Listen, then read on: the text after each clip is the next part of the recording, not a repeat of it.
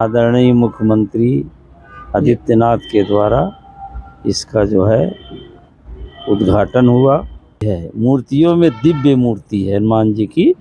ऐसा दर्शन दुर्लभ दर्शन है, हो सकता है भारत में ऐसा दर्शन ना हो।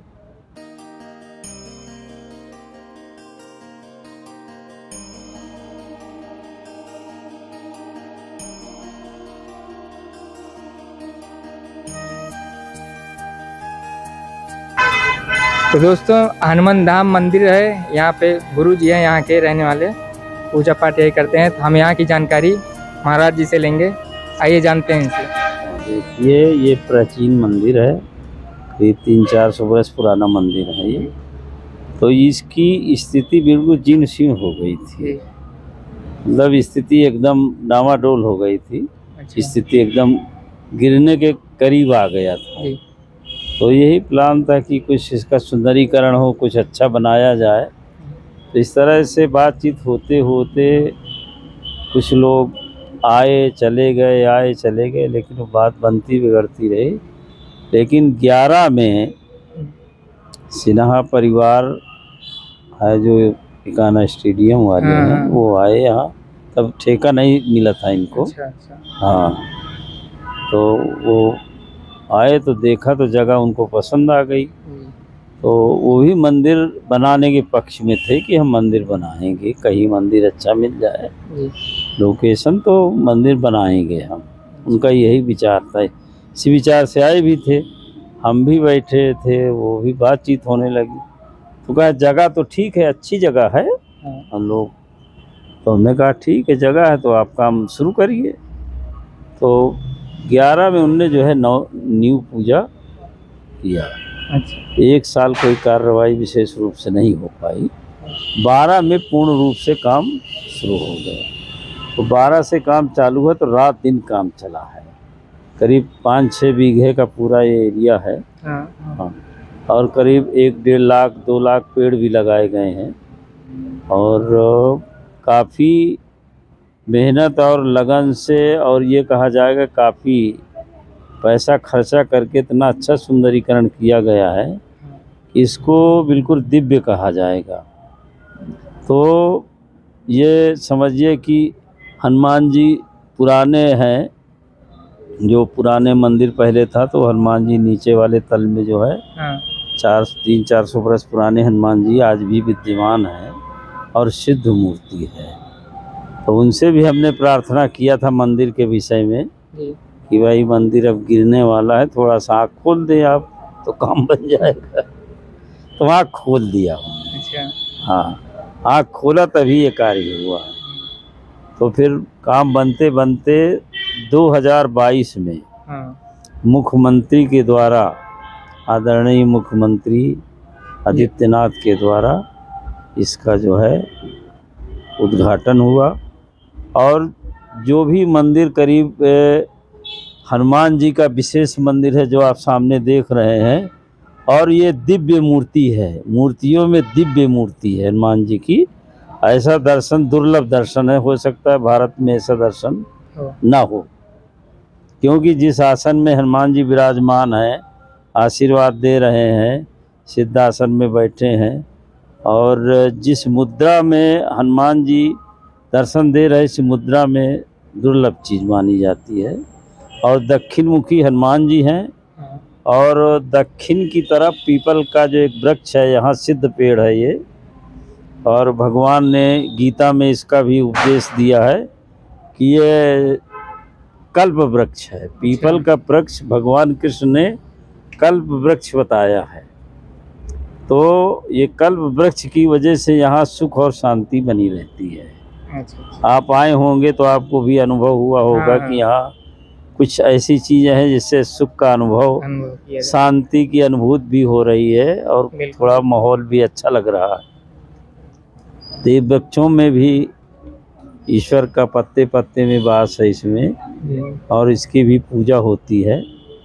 हनुमान जी के बाद में जो हनुमान जी की प्राण प्रतिष्ठा हुई, फिर राम दरबार है, कि उन्हीं के बगल में शिव जी गणेश जी के साथ विराजमान हैं, उनका भी स्थान है। इसके बाद में ये गणेश जी का स्थान दिया गया है।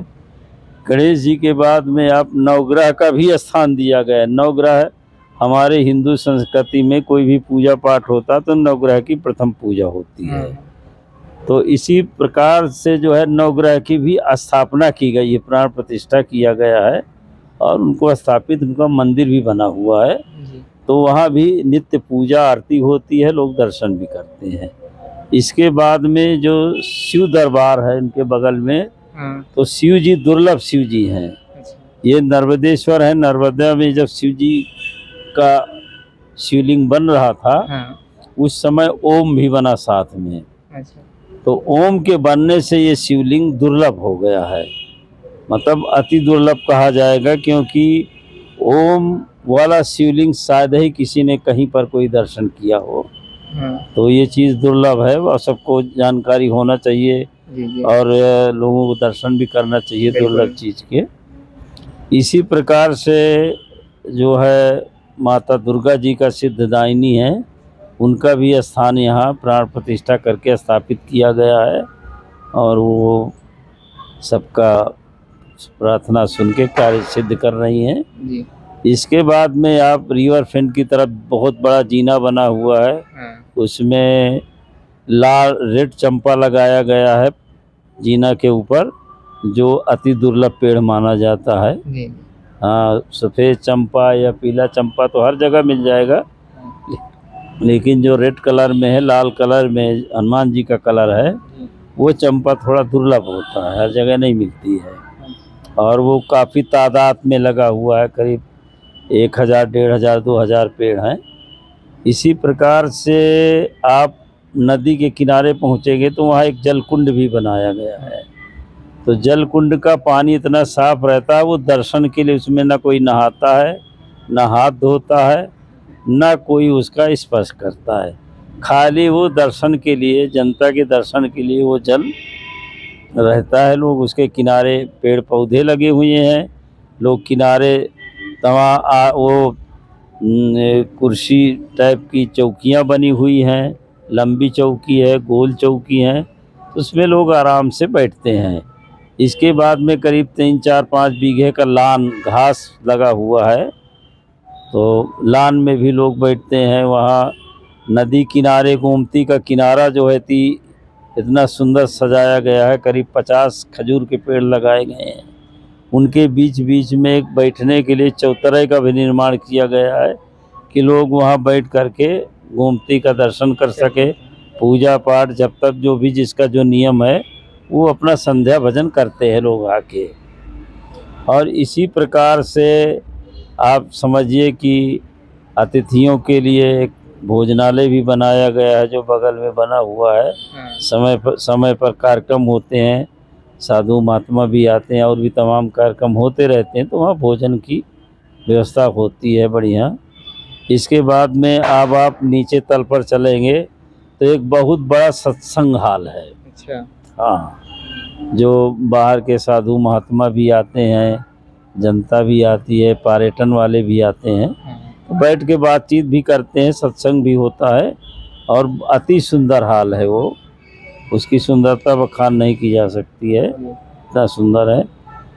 इसके बाद में आप दर्शन करते करते पुराने हनुमान जी के पास फिर आप पहुंच गए। तो वहाँ से आते आते फिर सब किनारे किनारे सब मंदिर बने हुए हैं, सब हनुमान जी की मूर्तियाँ लगी हुई हैं रास्ते में। फिर आप यहाँ किनारे होते हुए फिर आप यहीं मुख्य द्वार पर आ जाएंगे और ये मुख्य द्वार जो है गोमती नगर जाने वाले रोड पर आपका मुख्य द्वार संगमरमर का बना हुआ है। प्योर संगमरमर का ये मुख्य द्वार बना हुआ है जिससे लोग प्रवेश करते हैं। गणेश जी की मूर्ति है और गेट में कई मूर्तियां विद्यमान हैं।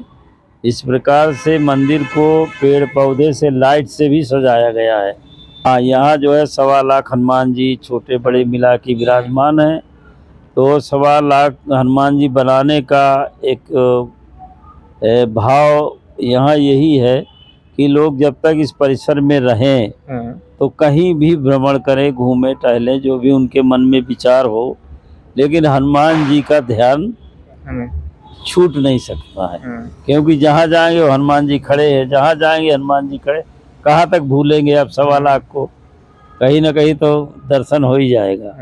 तो ये भाव रख के भी बनाया गया है कि लोग यहाँ जब तक रहे तब तक हनुमान जी की ध्यान बना रहे, ये सब बात रख कर के।